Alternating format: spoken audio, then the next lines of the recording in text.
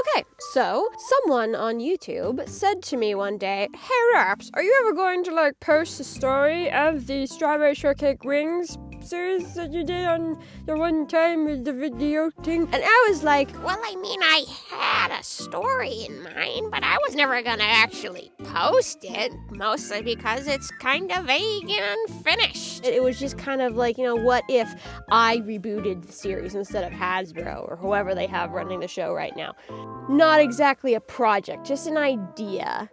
I mean, obviously it was a project at first because I drew the pictures, but not like my Ninjago series. And besides, I don't really have the time to do 2 series like that. And I'll be honest, the Wings story isn't exactly complete either. So, I mean, maybe one day. But for now, I think it would be cool if I just start pitching my ideas for shows like this instead of actually trying to make a little web series out of them. I've got plenty of those in the works. But obviously I can't do them all, especially at the same time.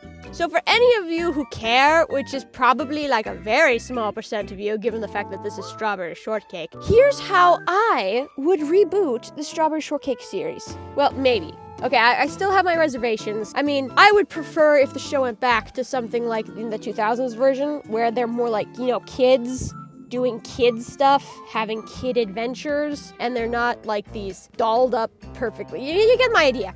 Here's just one alternate universe story idea. So, without further ado, let the story begin, and allow me to set the stage for you. We begin on the coastline of maybe an island or continent.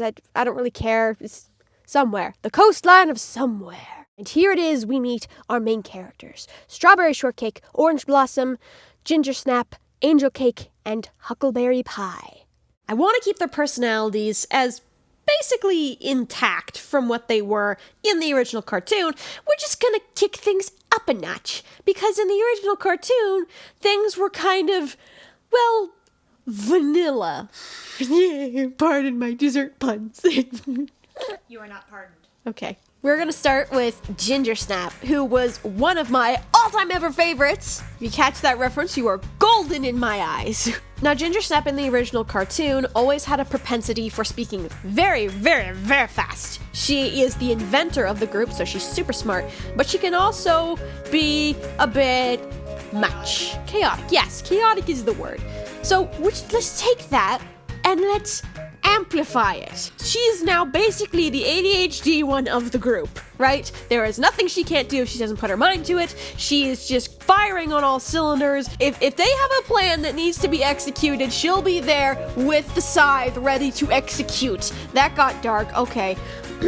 Right. She is fun and energetic, but she has her secret fears and struggles. Like in the original cartoon, she was scared of the dark. Angel Cake is a bit of a harder nut to crack because she didn't really have a lot of personality in the original cartoon. Like I said, pretty vanilla. Yeah, it's still not funny. Okay. But she did have some notable episodes where she tried to do things herself, her own way, and that didn't end up working, and she needed the help of her friends, or she needed to learn how to be a good sport because she didn't take losing very well. So I'm giving her kind of a sour, sweet type of personality. She can be really, really fun and perky and enjoyable to hang out with, basically. She's got this cute, fun aesthetic going on, and she loves to bake cakes. I mean, who wouldn't want to hang out with her? But then, when things get a little tougher, when she's put on the spot or she's pinned in a corner, she tends to let out more of a bossy older sister kind of vibe, right? So, no, I want things done this way, or no, I didn't want to lose, I wanted the trophy. It's just kind of this underlying bitterness that she has to her, and so that could create good conflict in the group dynamic. Next is Orange Blossom, and I don't get why some people kind of just dumped the whole shy character thing into the bin immediately after we were done using it throughout most of the 2000s and early 2010s. It's still a viable personality trait, you guys. I mean, sure, Fluttershy ran it into the ground, but that doesn't mean we can't put a fresh spin on it. I mean, come on. So Orange Blossom in this version is a bit of a nature girl. She loves being outside in the peacefulness. She has a pet hummingbird instead of a pet butterfly, because honestly, how do you even have a pet butterfly? And, have it be on the same level as, okay, I guess the same thing as a hummingbird. But a hummingbird is funner to draw, more fun to draw. And Orange Blossom is comfortable around her friends. She's comfortable in their home. They do lots of fun things together, as most kids do. She's basically just an introvert vibing in her own little world, taking it easy, having fun, as just a little fun little bean of a character. Look at that right there. But the second Strawberry comes along saying, hey, the plot's here. She's like, nope, count me out. I am staying right here with a blanket and hot cocoa. Let me know how it turns out for y'all. She doesn't like change. She's allergic to change. So her coming out of her shell in this version of the story is more like getting her to do new things. It's less of being shy so much as being comfortable. And I think a lot more of us can identify with that. But I'm still keeping some shyer aspects because, hey, shy kids do still exist, y'all. They just don't post on the internet because guess what? They're shy! Then we're coming to Huckleberry Pie.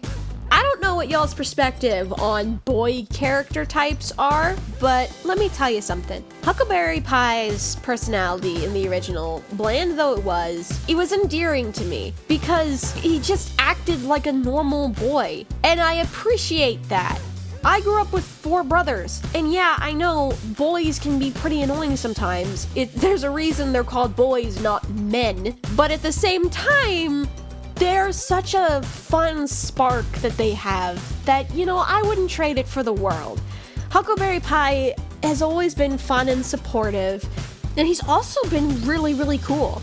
I mean, he's the guy who rides a skateboard, has a pet frog, lives in his own little fortress, and you get this funniness when the girls want to do something like, put on a Cinderella play and have him play the prince, and they literally have to bribe him to participate because he's a guy and he doesn't want to be in a Cinderella play. He will only work for food, okay?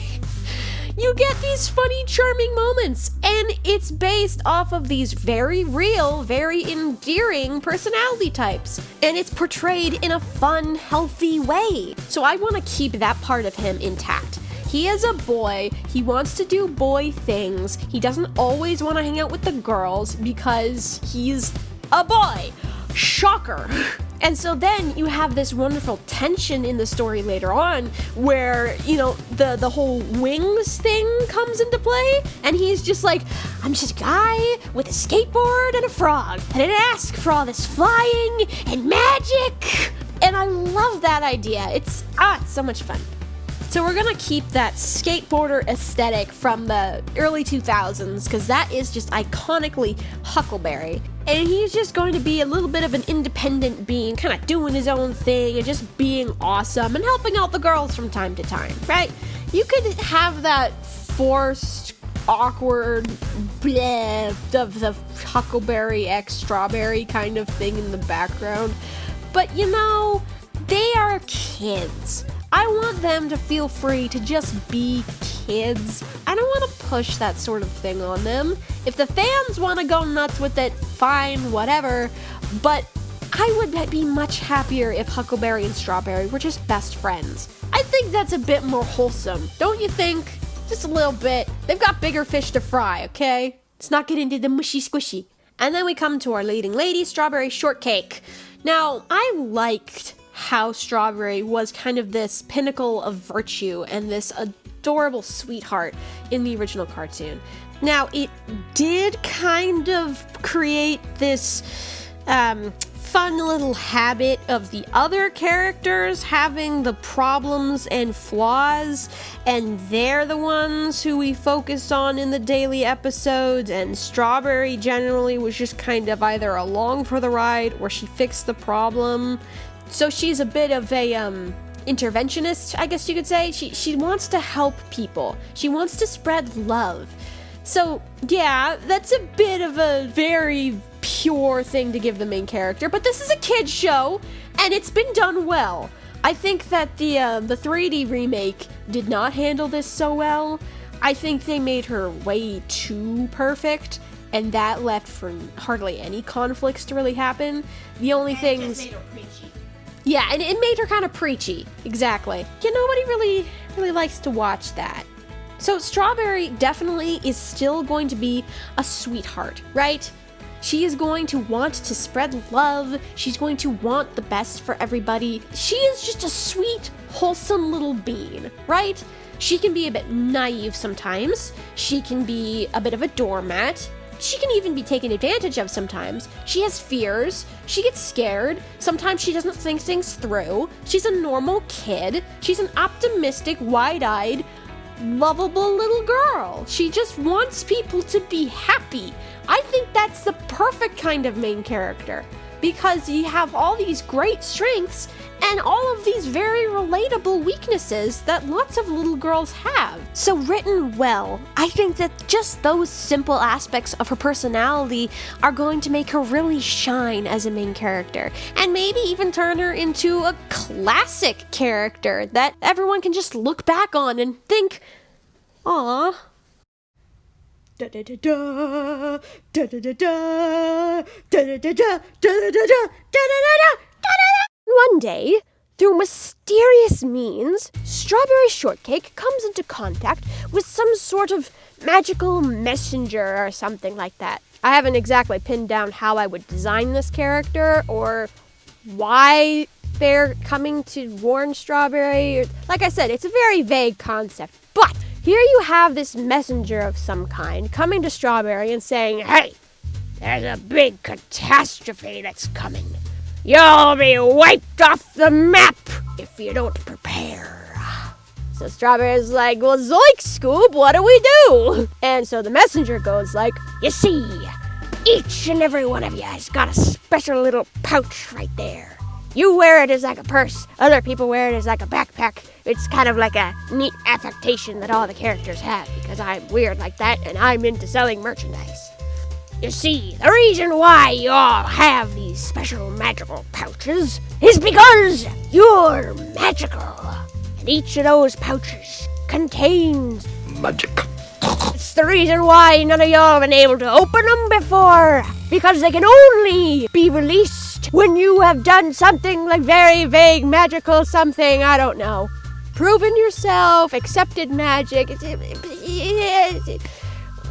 figure that part out later. The point is, do something that's kind of vaguely reminiscent of being worthy of magic, or brave or heroic or something, and the pouch will open, and you shall unlock your newest, truest form.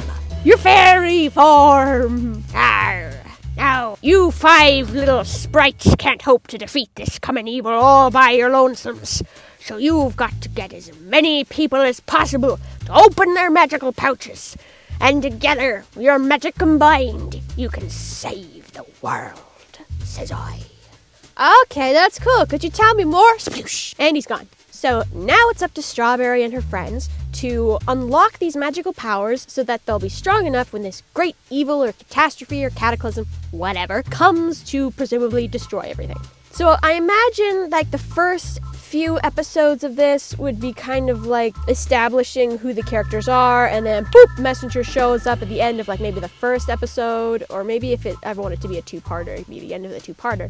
But then after the messenger comes and all that jazz is passed, Strawberry's like, okay, we gotta get ourselves in gear, and the next 3 episodes are them really exploring each individual character and who they are and their personalities, because let's be honest, the show has never been that in-depth about characters. So this would be an opportunity to expand and really dive deep into what makes these characters who they are. And, by the end of each episode, they do something that unlocks their magical pouch, and they, transform into their fairy selves and have some kind of special magical ability, or maybe not, who knows. It's like I said, this is all very vague.